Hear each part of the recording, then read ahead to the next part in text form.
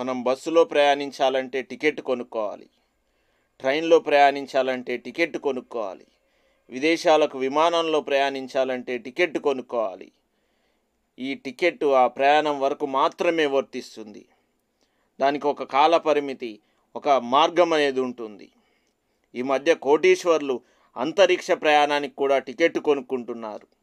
జీవితంలో ఒక్కసారైనా విదేశాలకు వెళ్ళాలని, విమానంలో ప్రయాణించాలని టికెట్ కొంటాం. ఈ లోకంలో క్షణకాలం ఉండే వాటికే టికెట్ కొనుక్కోవడానికే ఇంత ఆరాటపడితే మరి ఆ పరలోకానికి టికెట్ సంపాదించుకోవడానికి ఎంత ఆరాటపడాలి. మనం చనిపోయిన తర్వాత మన ఆత్మ మోక్షాన్ని చేరాలంటే మనం ఒక టికెట్ కొనుక్కోవాలి. ఆ టికెట్ అత్యంత విలువైనది. దానికి ఎవ్వరు విలువ చెల్లించి కొనలేరు. ఆ టికెట్ అమూల్యమైనది. అయితే అందరికీ శుభవార్త ఏమిటంటే, మనల్ని సృష్టించిన సృష్టికర్త అయిన దేవుడు ఆ టికెట్కు మూల్యంగా తన అమూల్యమైన రక్తాన్ని చిందించాడు. ఇప్పుడు ఆ టికెట్ అందరికీ అందుబాటులో ఉంది. ఏ తేడా లేదు. పేదవారని ధనవంతులని తేడా లేదు. పాపులని పరిశుద్ధులని తేడా లేదు. ఉన్నత వర్గాల వారని అట్టడుగు వర్గాల వారని, అదమ్ములని అధికులని తేడా లేదు. ఆడ మగ తేడా లేదు. కుల భేదాలు అసలు లేనే లేవు. అస్పృశ్యత అంటరానితనం లేనే లేదు. మనల్ని సృష్టించిన మన సృష్టికర్తకు అందరూ సమానమే. ఆయన ఆ టికెట్ అందరికీ అందుబాటులో ఉంచాడు. మనం చేయాల్సింది ఒక్కటే, ఆయన యందు విశ్వాసం ఉంచడమే. ఆయన నా పాపాల కోసం, నీ పాపాల కోసం తన రక్తాన్ని చిందించాడని, ఆయన రక్తం ద్వారానే మన పాపములకు ప్రాయశ్చిత్తం కలుగుతుందని నమ్మడమే. ఆయనే యేసు. యేసు ఒక కులానికో, ఒక జాతికో, ఒక మతానికో, ఒక దేశానికో చెందిన దేవుడు కాడు. యేసు అంటే రక్షకుడు. ఆయన మన అందరినీ రక్షించడానికి నరవతారం ఎత్తిన ఏకైక దేవుడు. యేసు తెల్లోల దేవుడు మాత్రమే కాదు, ఆయన అందరి దేవుడు. అందుకే ఆయన ప్రపంచానికి నడిబొడ్డు అయినటువంటి బెత్లెహేములో జన్మించాడు. ఆయన అందరినీ రక్షించాలని వచ్చిన రక్షకుడు. మనం ఆయన యందు విశ్వాసం ఉంచి ఆయన మరణ పునరుద్ధానానికి సాదృశ్యంగా ఉన్నటువంటి బాప్తిస్మాన్ని పొందుకుంటే ఆ మోక్షానికి టికెట్ దొరికినట్టే. అనేక మంది ఆ రక్షకుని గురించి తెలిసి కూడా ఆ టికెట్ పొందుకోవడానికి నిర్లక్ష్యం చేస్తున్నారు. మనము ఆ రక్షణను నిర్లక్ష్యం చేస్తున్నామంటే ఆయన మన కోసం చేసిన త్యాగాన్ని, ఆయన మన కోసం చిందించిన తన అమూల్యమైన రక్తాన్ని, అన్నింటినీ ఆయన ఇచ్చిన ఆ రక్షకుని నిర్లక్ష్యం చేస్తున్నట్టే.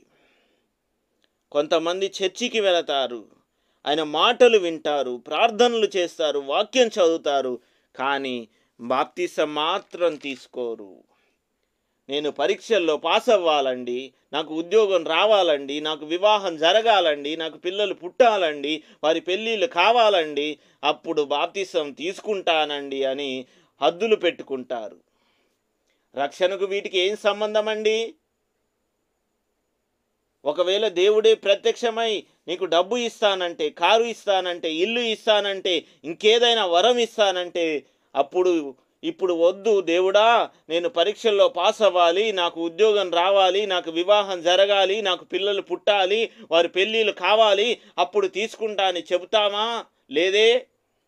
ఇప్పుడే ఇచ్చేయి దేవుడా అంటాము. మరి ఈ లోకంలో క్షణభంగురమైన వాటికే ఆలస్యం చేయం. మరి అతి శ్రేష్టమైన ఆ రక్షణ వరాన్ని పొందుకోవడానికి ఆలస్యం ఎందుకండి? ఒకవేళ ఇవి జరగక ముందుకే దేవుని రాకడో మన పోకడో జరిగితే మన పరిస్థితి ఏమిటి?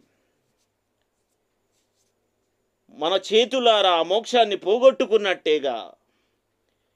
ఈ లోకంలో టికెట్టు లేకుండా బస్సు ఎక్కవచ్చేమో, ట్రైన్ ఎక్కవచ్చేమో, కానీ ఆ రక్షణ టికెట్టు లేకుండా పరలోకం గేటు కాడికి కూడా చేరలేము.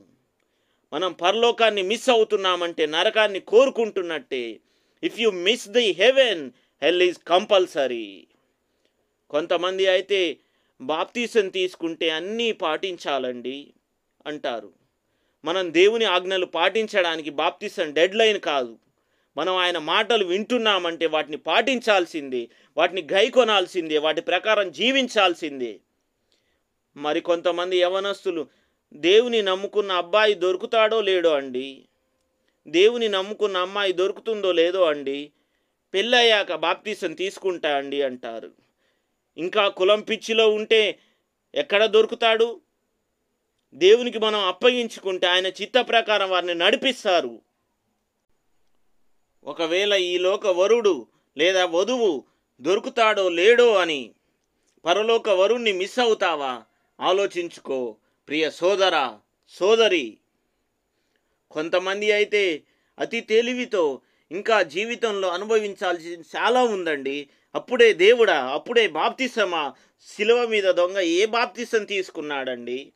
ఆయన చివరి క్షణంలో ప్రభువును అంగీకరించలేదా? పరదైసు చేరలేదా అంటారు. కానీ ఒక్కటి గుర్తుపెట్టుకోండి, శిలువ మీద దొంగకు అప్పటిదాకా సువార్త అందలేదు. యేసయ్య శిలువపై పలికిన ఆ ప్రేమకరమైన క్షమాపణతో కూడిన ఆ కొద్ది మాటలు వినగానే వెంటనే ప్రభువును రక్షకునిగా అంగీకరించాడు. మనం మాత్రం ఎన్నిసార్లు సువార్త విన్నామో, ఎన్నిసార్లు దైవజనుడు ఆల్టర్ కాల్ ఇచ్చినా లోబడకపోయావా? ఎన్నిసార్లు తర్వాత చూద్దామని వాయిదాలు వేశామో.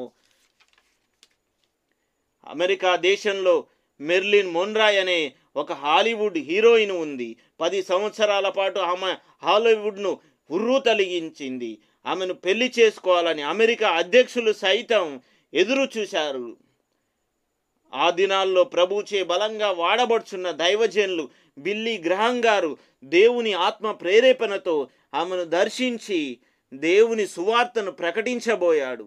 కానీ ఆమె ఇప్పుడే దేవుడు తనకు అవసరం లేదని తిరస్కరించింది. వారం తిరగకముందే సూసైడ్ చేసుకొని మరణించింది. యవన సహోదరుడా, సహోదరి, నీ అందం నిన్ను రక్షించలేదు, నీ డబ్బు నిన్ను రక్షించలేదు, నీ ఉద్యోగం నిన్ను రక్షించలేదు, నీ ఆస్తిపాస్తులు నిన్ను రక్షించలేవు, నీకున్న తలాంతులు నిన్ను రక్షించలేవు, నీ పేరు ప్రఖ్యాతలు నిన్ను రక్షించలేవు, నీవు పొందుకున్న అవార్డులు నిన్ను రక్షించలేవు. ఈ జీవితం క్షణభంగురం, ఏ క్షణమో తెలియదు ఈ జీవితాంతం. కాబట్టి ఈ క్షణమే ఆ రక్షకుని సొంతం చేసుకో. దీపం ఉండగానే ఇల్లు చక్కబెట్టుకో, ప్రాణం ఉండగానే ప్రభువు నమ్ముకో, ఆ పరలోకానికి టికెట్ సొంతం చేసుకో. అట్టి కృప ధన్యత ప్రభు మనందరికీ దయచేయునుగాక. దేవుడు మిమ్ములను మీ కుటుంబాలను దీవించునుగాక. నన్ను ఆత్మీయంగా బలపరుస్తూ నా ఆత్మీయ ఎదుగుదలకు కారణమైనటువంటి మా ఆత్మీయ నాయకులకు నా హృదయపూర్వక వందనాలు. నన్ను రక్షణలోకి నడిపించిన మా ఆత్మీయ తల్లిదండ్రులకు, నన్ను కన్నా నా తల్లిదండ్రులకు నా వందనాలు. అందరికీ ప్రైజ్ ద లార్డ్.